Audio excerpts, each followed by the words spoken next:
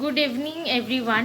তো আজকে অনেক দিন পর আমি আবার একটা রেসিপি তৈরি করতে চলেছি, সেটা হচ্ছে মোচার চপ। তো আমি কি কি নিয়েছি উপকরণ সেটা আপনাদের সাথে সকলের সাথে শেয়ার করছি। তো এখানে আমি মোচা নিয়েছি, মোচা সিদ্ধ করে নিয়েছি, মোচার সাথে আলুটাও সিদ্ধ করে নিয়েছি। তো আলু আর মোচাটাকে আমি মেখে নিয়েছি। এবার কি কি মশলা আমি নিয়েছি, এখানে হলুদ গুঁড়ো নিয়েছি 1 চামচ, নুন নিয়েছি 1 চামচ, আর মা এটা একটা কী মশলা বানিয়েছে আমি ঠিক জানি না, এটার রেসিপিও আমি শেয়ার করব যদি আপনারা চান। আর এখানে ধনের গুঁড়ো নিয়েছি 1 চামচের হাফ চামচ নিয়েছি, আর এটা নিয়েছি জিরে গুঁড়ো, ওটাও হাফ চামচ নিয়েছি। এখানে আমি চালের গুঁড়ো নিয়েছি, আর এখানে বেসন নিয়েছি।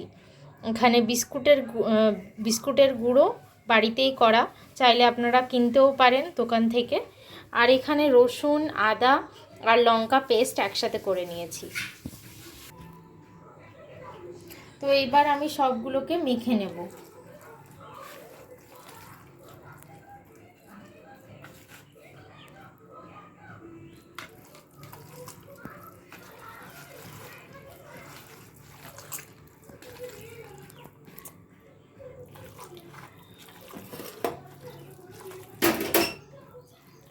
এবারে আমি এই চালের গুঁড়োটাকে পরিমাণ মতন নেব।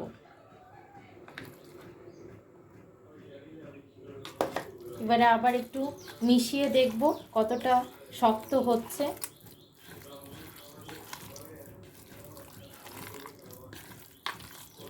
এবারে একটু বেসনও নেব আমার পরিমাণ মতো। যদি এতে আমার আঠালোটা বেশ ভালো হয়ে যায় তাহলে আমি আর দেব না।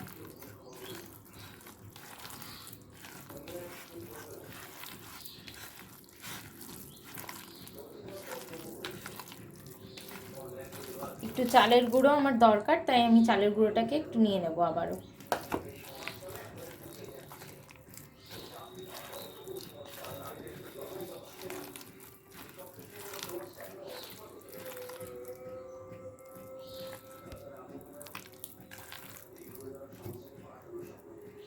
এবারে আমি রসুন আদার পেস্টটাকে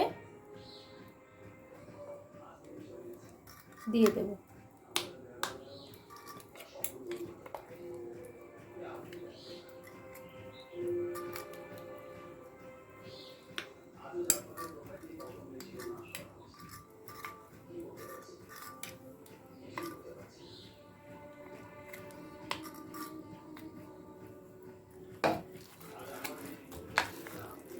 এবারে ওটাকে ভালো করে মিক্স করে নেব। আমার আঠালো হওয়ার জন্যে আবারও আমি একটু বেসন দেব, যেহেতু চালের গুঁড়ো একবার দিয়েছি আবার, তো সেই অনুযায়ী আবার একটু বেসন দিতে হবে।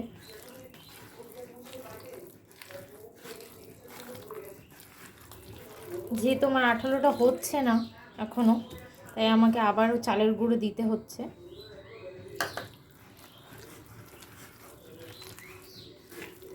দেখবেন যেন ভালোভাবে আঠালোটা হয়,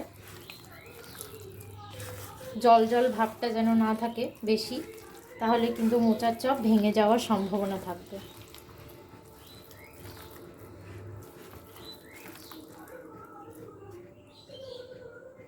আমার মনে হচ্ছে চালের গুঁড়োটা পুরোই লেগে যাবে।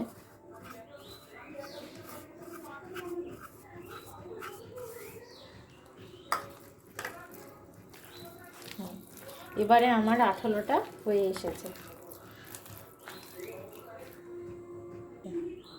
তো এই যে আঠালো ভাবটা হয়ে গেছে, কোনো জল জল ভাব নেই। এইবারে আমি এগুলোকে গোল গোল করে শেপ দেব। তো আমি হাত ধুয়ে নিয়েছি, এবার আমি হাতে তেল লাগিয়ে নেব। এই যে আমি হাতে তেল লাগিয়ে নিয়েছি, এবার আমি এগুলোকে গোল গোল করে শেপ করব। তো এই যে আমি আমার মতো নিয়েছি। এবারে আমি এই যে বিস্কুটের গুঁড়োতে কোটিং দেব।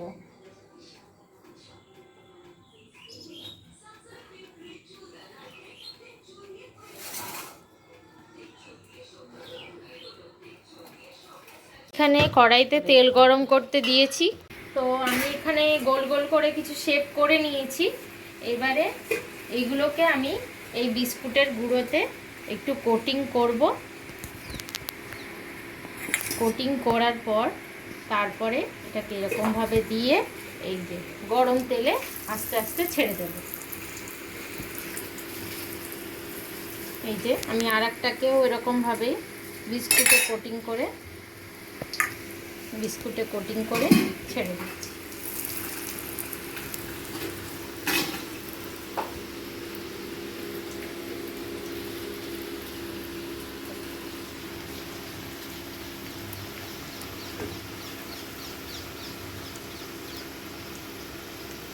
এই যে আমি আর একটা ছেড়ে দিলাম।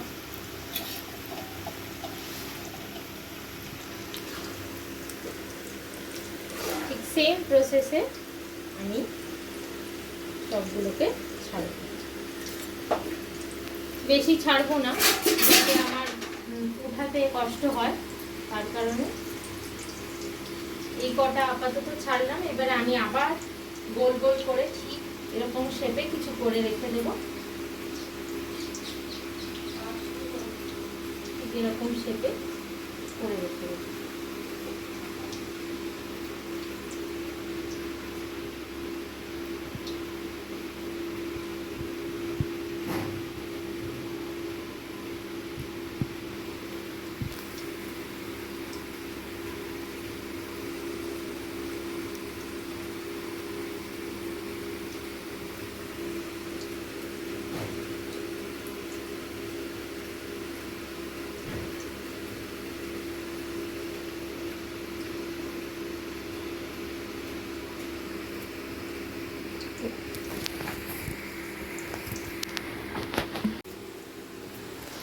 তো এবারে আমি একটু উল্টে দিয়েছি।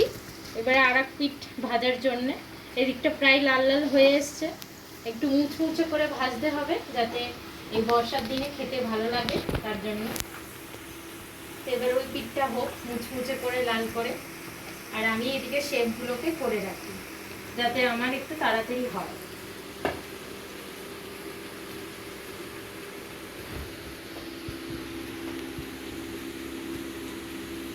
আর হ্যাঁ, এটা আমি ভুলে গেছি, সেটা হচ্ছে যখন এই চপের শেপগুলোকে রাখবেন তখন থালায় একটু তেল লাগিয়ে নেবেন, যাতে থালাতে লেগে না যায়।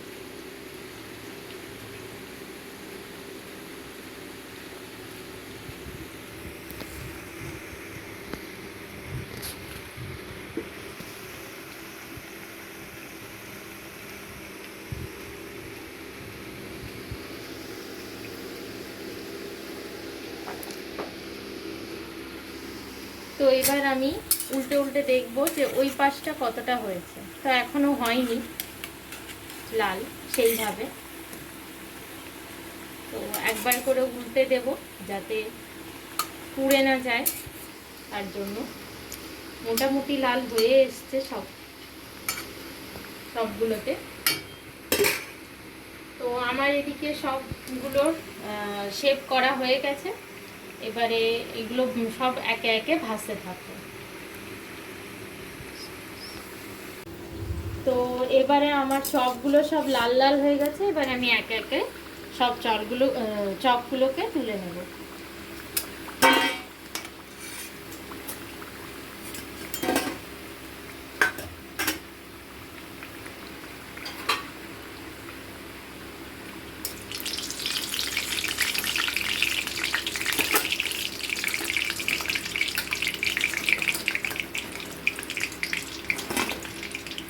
তো আবারও আমি একে একে সব চপগুলোকে দেব কোটিংয়ে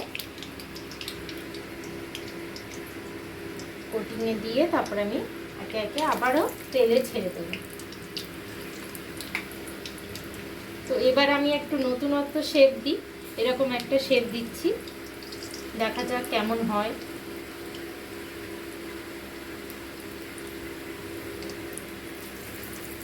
আপনারা বিভিন্ন রকমের শেপ দিতে পারেন, গোলই করতে হবে, এটা কোনো বাধ্যতামূলক নয়।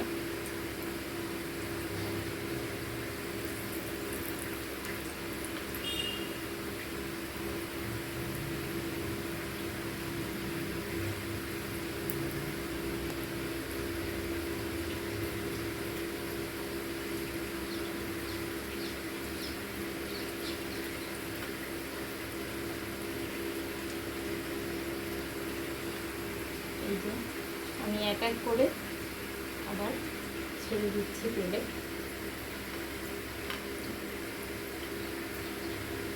আপনারা চাইলে সাইজে ছোট ছোটও করতে পারেন একটু।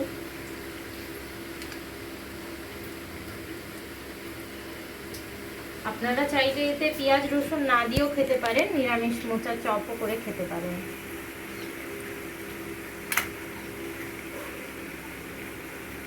তো আমি একটু ভুল করছিলাম, তাই মা বললো যে 2 হাতে একটু এরকমভাবে রোল মতন করে নিতে, তাহলে শেপটা ভালো হবে। যে সবগুলোকে এরকমভাবে তেলে ছেড়ে দেবে।